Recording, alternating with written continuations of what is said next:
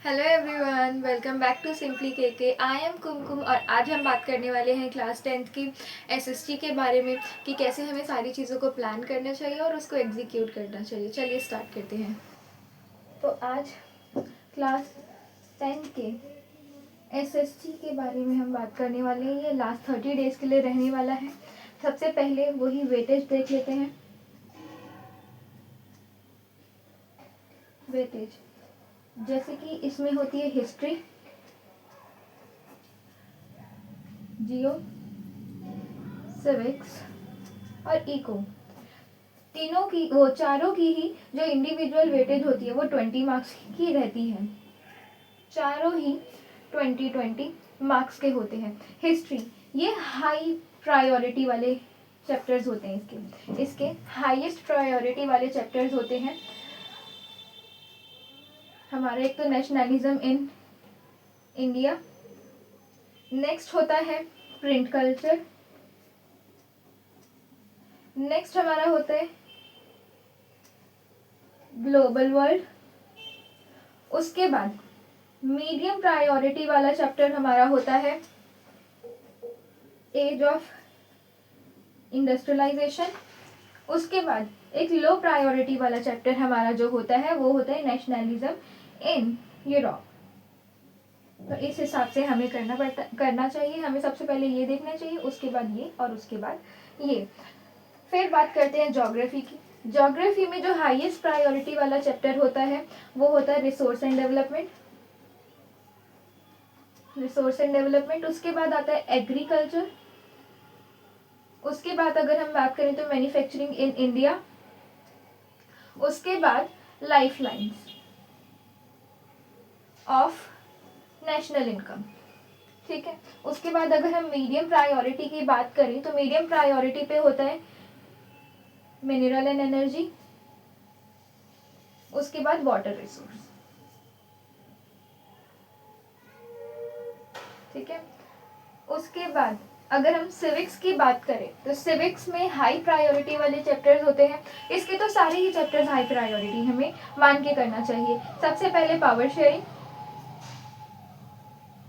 उसके बाद फेडरलिज्म,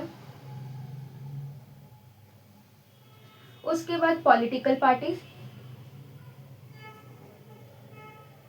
उसके बाद आउटकम्स ऑफ डेमोक्रेसी।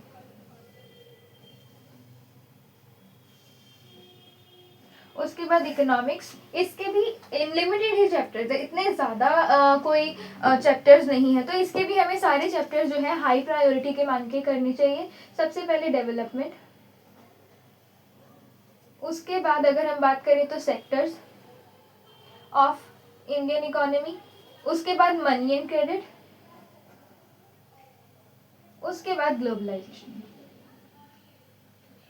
तो ये वेटेज रहती है और हमें कौन सा चैप्टर कब करना चाहिए वो हमें बताता है। हाई प्रायोरिटी वाले पहले और उसके बाद धीरे धीरे करके लो प्रायोरिटी पे आना चाहिए।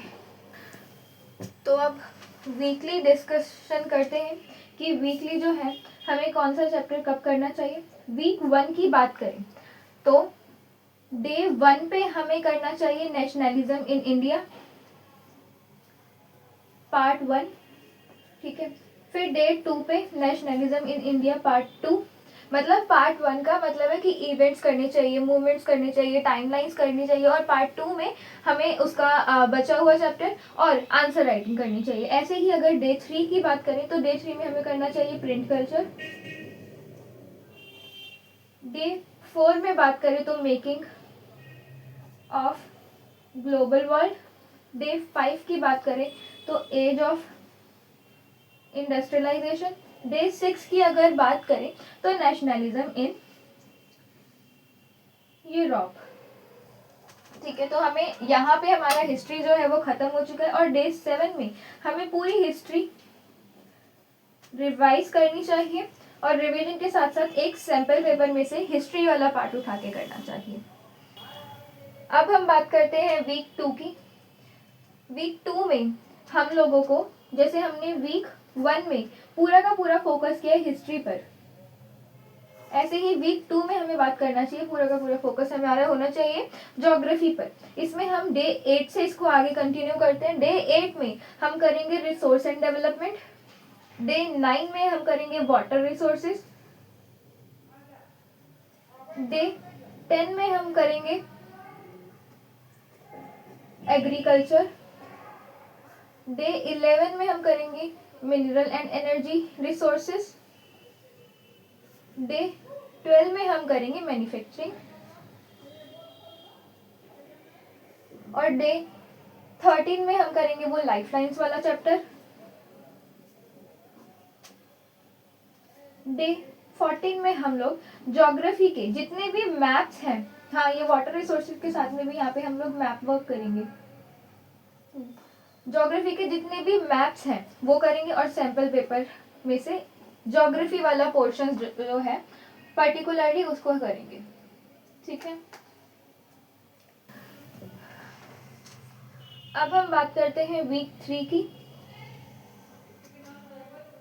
तो वीक 3 में हमारा जियो हो चुका है, अभी तक हिस्ट्री हो चुका है, तो हम यहाँ पे करेंगे सिविक्स और इको के कुछ चैप्टर्स। ठीक है, डे 15 में हम लोगों को करना चाहिए वो पावर शेयरिंग। डे 16 में करना चाहिए फेडरलिज्म। डे 17 में करना चाहिए democracy and diversity plus gender वाला चैप्टर, जेंडर रिलीजन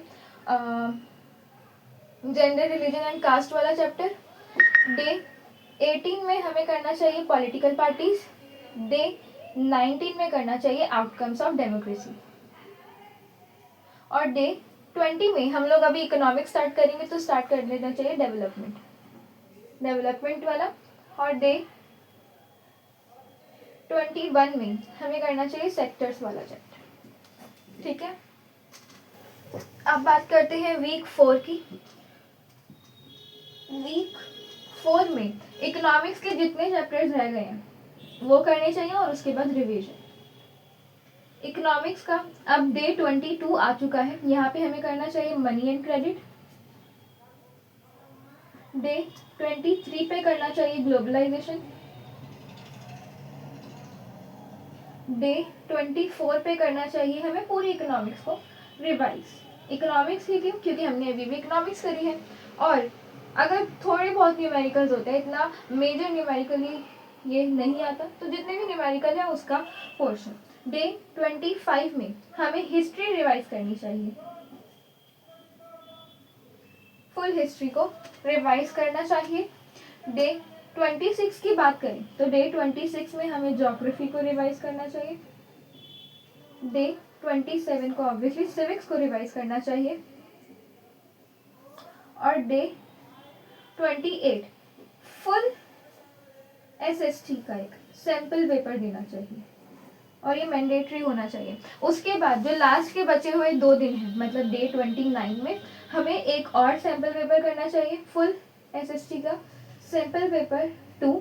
और इसके साथ साथ जो वीक पोर्शंस हैं, वीक एरियाज हैं, उन पे ध्यान देना चाहिए। और डे 30 को हमें लाइट रिवीजन करनी चाहिए, बहुत ही लाइट रिवीजन, प्लस मैप्स करनी चाहिए। जितने भी केस स्टडी बेस्ड क्वेश्चन हैं उनको रिवाइज करना चाहिए, जितने भी पिक्चर बेस्ड क्वेश्चन हैं उनको रिवाइज करना चाहिए। और हमें रोज रोज एनसीईआरटी को रीड करना चाहिए डेली। ये जो हमने 30 डेज बनाए, इनमें डेली एनसीईआरटी की रीडिंग करनी चाहिए। ठीक है, 3 से 4 क्वेश्चंस लिखने चाहिए, अपने हाथों से उसको लिखना चाहिए। ये नहीं कि बस एक बार देख लो और हो गया, नहीं, 3 से 4 बार उनको लिखना चाहिए। 10 मिनट का मैप वर्क करना चाहिए, मैप की प्रैक्टिस करनी चाहिए, और जितने भी कीवर्ड्स दिखाई दे रहे हैं उनको देखना चाहिए, प्लस हेडिंग्स को देखना चाहिए। तो हम ऐसे करके पूरा का पूरा सिलेबस कर भी सकते हैं, रिवाइज भी कर सकते हैं। और इकोनॉमिक्स बोल रही हूँ, एसएसटी कोई ऐसा सब्जेक्ट नहीं है कि बहुत ज़्यादा हार्ड हो, ये हम नॉर्मली भी कर सकते हैं, बट थोड़ी मेहनत के साथ। So that's it for today. अगर वीडियो अच्छी लगी हो तो वीडियो को लाइक करें और चैनल को सब्सक्राइब करना ना भूलें। Thanks for watching.